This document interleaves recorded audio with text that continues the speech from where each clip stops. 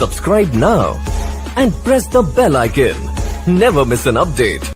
आज के हमारे इस वीडियो का topic why humming sound across in transmission line, मतलब कि ट्रांसमिशन लाइन में हमिंग साउंड क्यों आती है। दोस्तों इस सवाल के अंदर आपको इस बात का भी ध्यान रखना है, कहीं कहीं पर आपको हमिंग साउंड के बजाय हिसिंग साउंड भी बोला जा सकता है कि आखिर ट्रांसमिशन लाइन में हिसिंग साउंड क्यों आ रही है। तो इन दोनों ही बातों का मतलब बिल्कुल सेम है और इन दोनों का जवाब भी बिल्कुल सेम ही होने वाला है। इसके अलावा दोस्तों अगर हम इस सवाल को अच्छे से समझे कि आखिर इस सवाल में पूछा क्या जा रहा है, तो इसके अंदर सिंपल सी बात पूछी जा रही है, हम कई बार ट्रांसमिशन लाइन के पास में से निकलते हैं या फिर ट्रांसमिशन लाइन के जाके नीचे खड़े होते हैं तो हमको उस हाई वोल्टेज की लाइन में कुछ आवाज सुनाई देती है। तो अब आखिर वो आवाज क्यों आती है, इसके पीछे का क्या रीजन है, वही आज के इस वीडियो के अंदर हम जान लेंगे। तो बिना देरी करे वीडियो को स्टार्ट कर लेते हैं। अगर दोस्तों वीडियो के स्टार्टिंग में ही हम डायरेक्ट इस सवाल के जवाब के ऊपर बात करें तो इसका जवाब है कि हमारी ट्रांसमिशन लाइन में जो आवाज आती है वो हमारे कोरोना इफेक्ट के कारण आती है। अब हम में से कई लोग इस जवाब को सुनते ही बोलेंगे कोरोना इफेक्ट में तो हमें आवाज नहीं सुनाई देती, वहां पर तो हमें ट्रांसमिशन लाइन के पास में वॉयलेट ग्लो देखने को मिलता है। वॉयलेट ग्लो का मतलब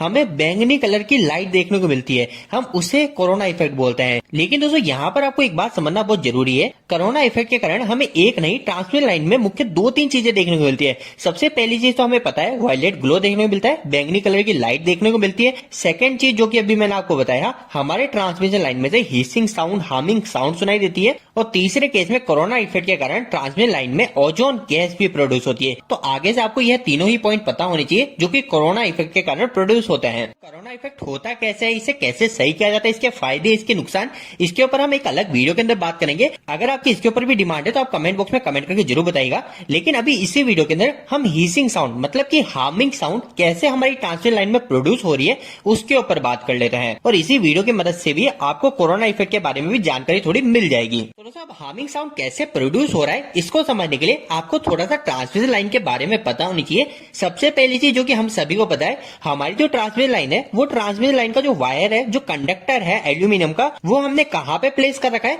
तो वो हमने प्लेस कर रखा है दोस्तों एयर के अंदर, मतलब हवा के अंदर। और अब हम सभी को एक बात यह भी पता है कि हमारी जो हवा होती है, इस हवा के अंदर करंट फ्लो नहीं होता है। जैसे कि मान लीजिए मेरा एक वायर है, इस वायर के अंदर अगर करंट फ्लो हो रहा है तो यह वायर अगर हवा में, तो इसके पास में अगर मैं हाथ लेके चले जाता हूं तो यहाँ पे थोड़ी मेरे को करंट लगेगा, हमको ऐसा लगता है। लेकिन दोस्तों ऐसा बिल्कुल नहीं है। हमारी जो एयर होती है, हम इसको इंसुलेटर बोलते जरूर है कि हमारी एयर के अंदर करंट फ्लो नहीं होता, ये एक इंसुलेटर है, लेकिन दोस्तों ये प्योर इंसुलेटर नहीं होता है। मतलब कि कुछ कंडीशन फिल होने के बाद में हमारी जो एयर है वो एयर भी हमारे एक वर्चुअल कंडक्टर की तरह बिहेव करती है, मतलब कि हमारी एक तरह से एयर में से भी करंट फ्लो होने लग जाता है। अब आप बोलेंगे कि आखिर ऐसी कंडीशन कब पैदा होती है, तो इस चीज को पता करने के लिए हमें एयर की डाई इलेक्ट्रिक स्ट्रेंथ पता होनी चाहिए। अब ये हमारी डाई इलेक्ट्रिक स्ट्रेंथ क्या होती है, तो डाई इलेक्ट्रिक स्ट्रेंथ का मतलब ये है कि हमारी जो वातावरण की एयर है ये हमारी कितने वोल्टेज तक एक नॉर्मल कंडीशन में रहेगी, हमारी आयोनाइज नहीं होगी। या आखिर अब आयोनाइज क्या है, इन सब चीजों को भी अभी हम देखेंगे।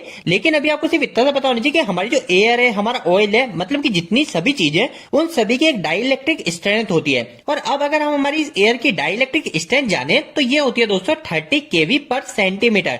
अब दोस्तों जब हम इससे ज्यादा वोल्टेज अगर ट्रांसमिशन लाइन में जोड़ देते हैं, मतलब कि 30,000 वोल्टेज ज्यादा अगर ट्रांसमिशन लाइन में जोड़ रहे हो तो उससे क्या होता है, तो इससे सिंपल सी बात ये होती है, हमारी जो एयर होती है वो एयर आयोनाइज हो जाती है। अब आखिर आयोनाइज का मतलब क्या है, अब इस आयोनाइज का मतलब सिंपल सा यही है कि हमारा करंट जो है वो करंट हमारे इस वायर में से तो फ्लो हो रहा था, लेकिन अब कुछ मात्रा में करंट जो है वो करंट एयर के अंदर से भी फ्लो होने लग जाएगा। और साथ ही साथ एक और चीज यह भी बोली जाती है कि जब भी हम हमारी इस ट्रांसमिशन लाइन के अंदर क्रिटिकल वोल्टेज से ज्यादा अगर वोल्टेज को एक्सीड करते हैं, मतलब कि उससे ज्यादा वोल्टेज देते हैं, तो इसके कारण हमारी इस एयर के अंदर ब्रेकडाउन हो जाता है। अगर एयर ब्रेकडाउन का मतलब सिंपल सी लैंग्वेज में देखें तो हमारी जो एयर है वो एयर हमारी एक तरह से ब्रेक हो जाती है, और इसी एयर के अंदर होने वाले ब्रेकडाउन के कारण ही हमें ट्रांसमिशन लाइन से हमिंग साउंड सुनाई देती है। इसके अलावा दोस्तों यहाँ पर आपको कुछ बातें और भी पता होनी चाहिए, फिर उसके बाद में हम यहाँ पे क्लियर आंसर पे देखें, क्योंकि इंटरव्यू के अंदर आप इतनी सारी चीजें नहीं बोल सकते। आपको यह पता होना चाहिए कि जो क्रिटिकल वोल्टेज है एयर का, उसके ऊपर जितने भी वोल्टेज बढ़ेंगे, मतलब कि 30 kV 30,000 वोल्टेज के ऊपर जितने भी ज्यादा वोल्टेज होते जाएंगे, उतना ही ज्यादा हमारी ट्रांसमिशन लाइन में हमें हार्मिंग साउंड सुनने को मिलेगा। क्योंकि जितने ज्यादा वोल्टेज बढ़ेंगे उतनी ही ज्यादा हमारी एयर आयोनाइज होगी, या फिर हम ये कह सकते हैं कि हमारी एयर के अंदर ब्रेकडाउन होगा। लेकिन दोस्तों अगर हम इंटरव्यू के अंदर बात करें तो इंटरव्यू के अंदर हमको इसका क्या जवाब देना है, तो इंटरव्यू के अंदर एक डायरेक्ट आंसर तो आप यही बोल सकते सकते हो कि जो हमारी ट्रांसमिशन लाइन में साउंड आती है वो हमारे कोरोना इफेक्ट के कारण आती है। लेकिन अगर आपसे और भी आगे पूछते कि आखिर कोरोना इफेक्ट से कैसे आती है, तो आप लाइन बाय लाइन 2-3 चीजें बोल सकते हो। सबसे पहली चीज बोलोगे कि हमारी जो एयर है वो एयर हमारा एक प्योर इंसुलेटर नहीं होता है, इसकी एक डाई इलेक्ट्रिक स्ट्रेंथ होती है। अगर हम इस एयर के अंदर कुछ ज्यादा ही वोल्टेज को कनेक्ट कर देते हैं, जिसको हम क्रिटिकल वोल्टेज के नाम से जानते हैं, अगर हम इस एयर के क्रिटिकल वोल्टेज की बात करें तो वो हमारी 33 केवी पर सेंटीमीटर होती है। अगर इससे ज्यादा वोल्टेज अगर हमारी एयर के अंदर फ्लो होगा तो इसके कारण क्या होगा, हमारी एयर के अंदर ब्रेकडाउन होगा और उस एयर के अंदर होने वाले ब्रेकडाउन से ही हमें हमारे ट्रांसमिशन लाइन से हीसिंग साउंड सुनने को मिलती है। इसी के साथ साथ हमारा जो कंडक्टर है ट्रांसमिशन लाइन का, उस कंडक्टर के अंदर वाइब्रेशन भी पैदा हो जाती है, मतलब कि कंडक्टर वाइब्रेट होने लग जाता है। और साथ ही साथ तीसरी चीज जो कि होता है वायलेट कलर का ग्लो देखने को मिलता है। लेकिन ये जो वायलेट कलर का ग्लो होता है ये हर कंडीशन में हमें देखने को नहीं मिलता है, ये उस समय ही देखने को मिलता है जब हमारा कोरोना इफेक्ट ट्रांसमिशन लाइन में ज्यादा ही हो रहा हो, या फिर हमारा कोई रेनी सीजन बारिश के समय हमें ये वायलेट ग्लो देखने को मिलता है। तो दोस्तों उम्मीद है कि आज के इस वीडियो के माध्यम से आपको कहीं ना कुछ बेहतर जानकारी मिली होगी। आपको ये वीडियो कैसा लगा, इस वीडियो को लाइक करके जरूर बताएं। अगर आपको कोई भी सवाल इस वीडियो के प्रति या फिर इलेक्ट्रिकल जुड़ा है, आप मुझे नीचे कमेंट बॉक्स में कमेंट करके पूछ सकते हैं। इलेक्ट्रिकल वीडियो अगर आप देखना पसंद करते हैं आज हमारे चैनल को सब्सक्राइब कर लीजिए। आज के लिए इतना ही, धन्यवाद।